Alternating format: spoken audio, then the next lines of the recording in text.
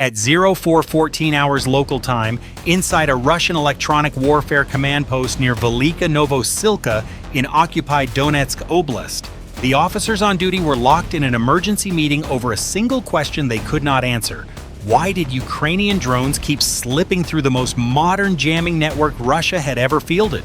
They were still reading reports of failure when the next failure was already in the air.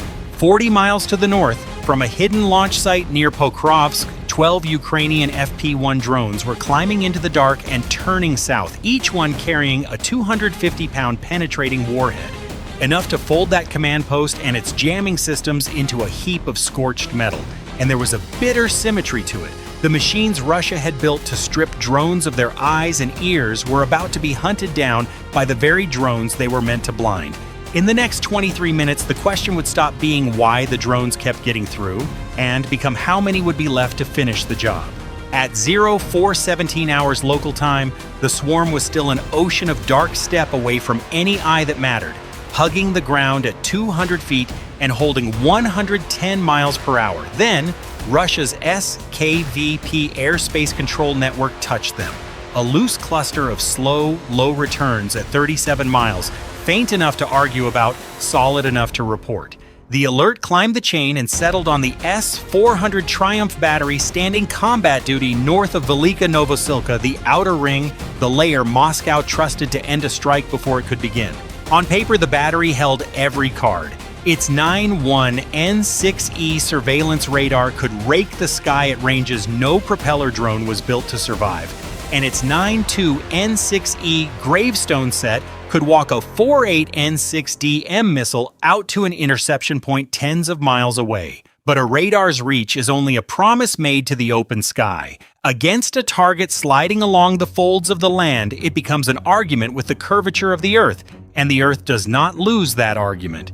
At 200 feet, the FP-1S lived inside the radar shadow of every ridge they crossed. On the gravestone screen, they were not 12 aircraft, but a rash of half-second contacts, surfacing just long enough to be doubted, gone before they could be trusted. Inside the 5.5 K6E command vehicle, the crew faced the ugliest kind of choice. Every 4.8 N6DM in the tubes was a long-range interceptor worth more than the entire swarm crossing the field in front of it. A weapon built to bring down strategic bombers, now pointed at drones running on the engines of garden tools. Wait for a clean lock, and the targets slipped beneath the horizon, fire on the fragments, and burn a fortune chasing ghosts. The commander chose to fire because the only other option was to sit still while a dozen warheads walked toward the base. So the S-400 stopped hunting drones and started betting on geometry, throwing its missiles not at the swarm, but at the places the swarm would have to be. It was a wager, and geometry paid out 3 times. 3 FP-1s were caught in the instance they had to lift above cover to correct their heading, and the fragment clouds tore them apart before they could drop back down. The other 9 were saved by the same terrain that had hidden them, where a predicted point and a real one disagreed by a few dozen feet of ridge. The missiles bloomed over ground the drones had already left behind. 3 down, 9 still running. The instant the tubes went quiet, the survivors pressed lower and poured themselves back into the seams of the land. The outer ring had not been beaten by faster missiles or a cleverer enemy. It had simply been built to guard against things that fly and handed a threat that refused to.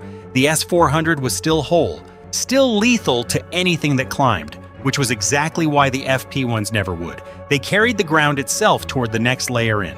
At 0424 hours local time, the 9 survivors crossed an invisible line and became someone else's problem. The S-400's fading tracks were handed to a Pantsir S-1 standing duty a few miles short of the command post, the point defense layer built to catch whatever the outer ring let slip. Where the S-400 was a long arm reaching into distant sky, the Pantsir was a fist held close to the body. Faster, meaner, married to the ground it guarded.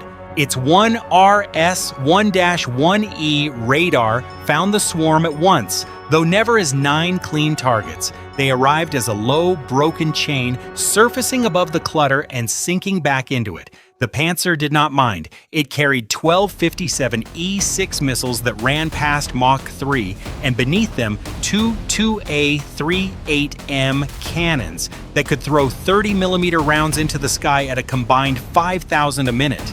against a propeller drone, either was overkill.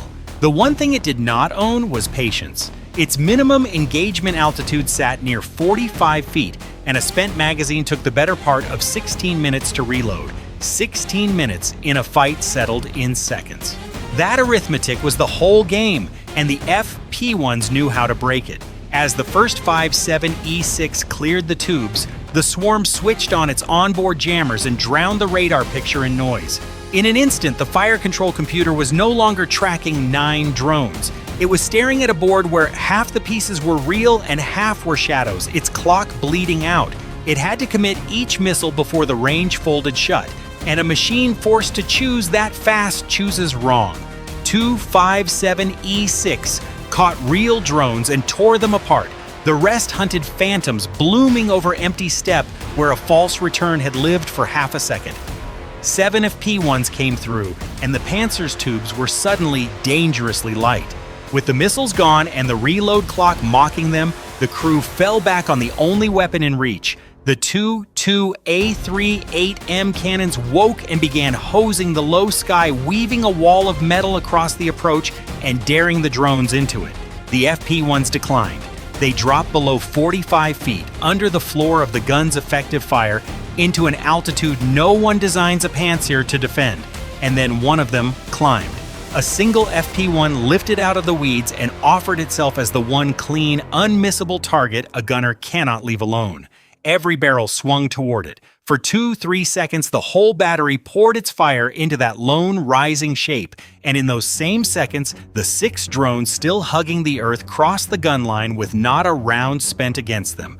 The climber came apart in the stream, but it had already bought what it was sent to buy. What was left of it fell onto the Pantsir's position, and its warhead detonated close enough to rattle the sensor mast and choke the cannon silent at the one moment silence was fatal. By the time the guns found their voice, the low group was gone. 6 drones left running, 1 shield still standing, and the fist meant to guard the command post had just punched itself out on a target that only ever wanted to be hit. At 0432 hours local time, the 6 survivors were 8 miles out, and the command post had saved its cleverest defense for last. It did not fire a missile or a shell. It reached out to steal the drone's sense of where they were. Around the base sat the electronic warfare cluster the whole strike had come to kill. A Krasukha-4 throwing a wide blanket of interference across the approach, and a Borisoglebsk-2 working closer in, strangling the control links a drone might lean on in its final mile. Neither was built to knock anything from the sky. They were built to make a machine stop trusting its own instruments. For a swarm skimming the earth, that was deadlier than any fragment cloud. This deep and this low, a satellite fix is already a faint whisper. GPS and GLONASS signals arrive weak after their long fall from orbit, easy to bury under a stronger source close at hand. Krasukha-4 buried them.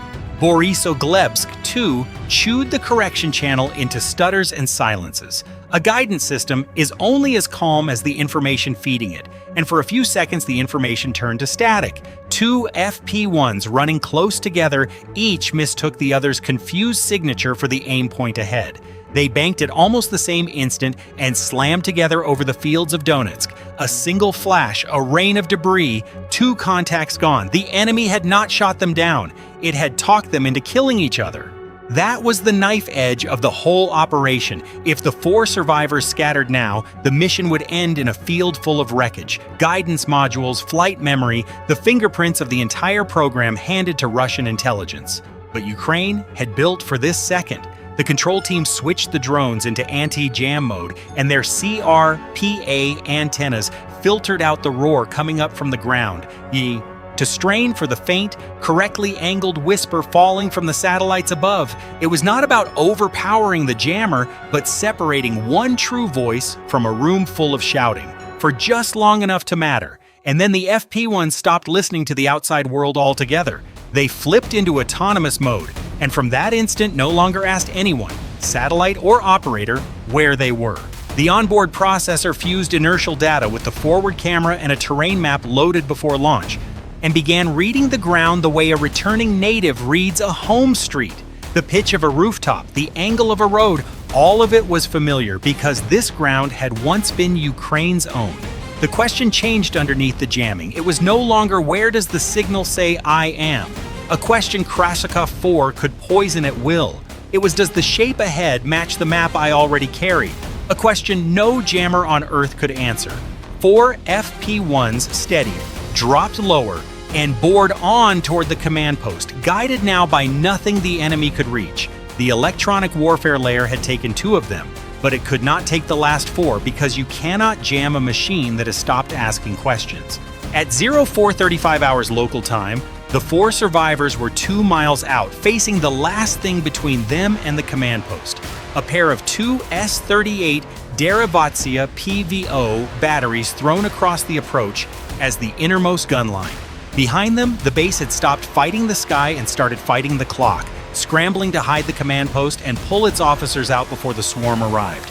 None of it could be done in the time they had. So the Derivatsiya was not there to win, but to buy minutes the base did not have, the only way a gun can, in seconds.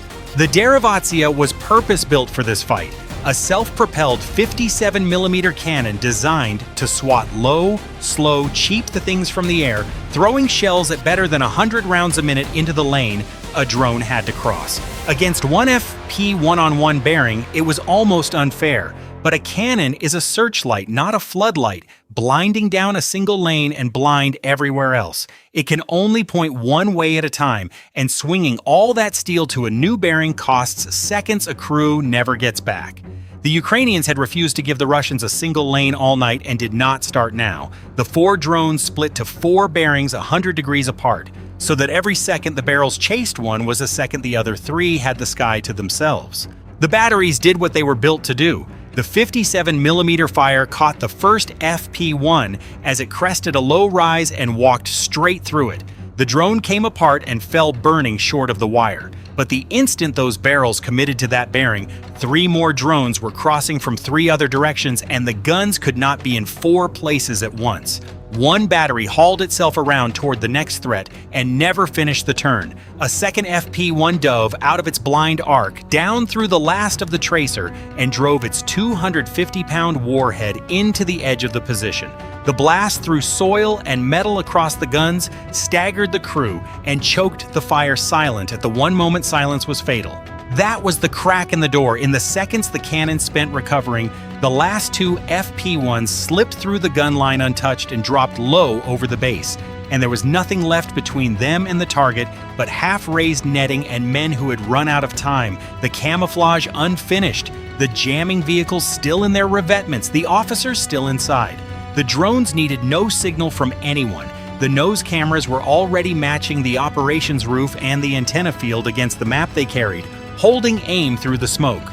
On the ground, a few soldiers raised their AK-12S and emptied magazines into the dark shapes overhead, 5.4, 5mm rounds clawing up into a sky that had already been decided. 3 seconds, 2, 1. The first P-1 struck the operations building where the electronic warfare network around Donetsk was coordinated.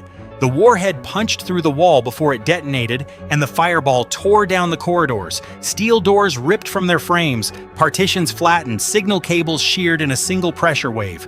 The second drove into the antenna field beside it, into the masts and vehicles wired to Krasukha-4 and Borisoglebsk-2, and there the fire found its fuel. It did not stop at one machine. The blast jumped from the transceiver mast to the vehicles still in their revetments to the cable runs feeding them, one explosion dragging the next until the whole heart of the jamming network was burning at once. Somewhere in that fire were the spectrum analyzers, the control links, the crews, the brain that had spent 23 minutes trying to blind the very drones now taking it apart. Screens went black, antennas fell silent, and the command post built to make Ukrainian drones lose their way lost in seconds its own ability to see anything at all. The consequences of that morning were not measured only in the smoke over Velyka Novosilka. Militarily, Ukraine had not simply burned a building, it had torn out a nerve center. The operations block was gutted, and the antenna field beside it was worse. The transceiver masts, the spectrum analysis stations, and the vehicles wired to Krasukha-4 and Borisoglebsk-2 were caught in the chain fire, the jamming trucks shredded where they sat. These are not quickly replaced assets. An electronic warfare complex is built from specialized components, custom software, and crews who take years to train. You do not restock it the way you refill a magazine. Strategically, the damage ran deeper than the equipment. What Ukraine struck was not one machine, but the coordination itself. Krasukha-4 might still emit. Borisoglebsk-2 might hold part of its capability. But with the command center gone, they no longer worked as one network. They became scattered sources of noise, deaf to one another. And there is a difference between silencing a system and unstringing an orchestra. Destroy one gun and you have one fewer gun. Pull the conductor out from the middle of the players and the instruments keep sounding, but the music is gone. It's every section still loud, none of them together. That was what Ukraine took from Russia that morning. Not the ability to make noise, but the ability to make it mean something. The message underneath the wreckage was heavier still. Russia built these systems to blind Ukrainian drones, and Ukrainian drones had found the blinding system and burned it out through 4 layers of its own protection. If the unit whose whole job is hunting UAVs can itself be hunted down by UAVs, then no rear area asset can call itself safe. An electronic warfare command post near Velyka Novosilka is no longer an untouchable node deep behind the line. If you think this strike could shift the balance around Donetsk, tell us in the comments. Should Ukraine go after Russia's electronic warfare posts next, or the ammunition and logistics lines they were built to protect? Like, subscribe and share, and stand with a just and lasting peace for Ukraine.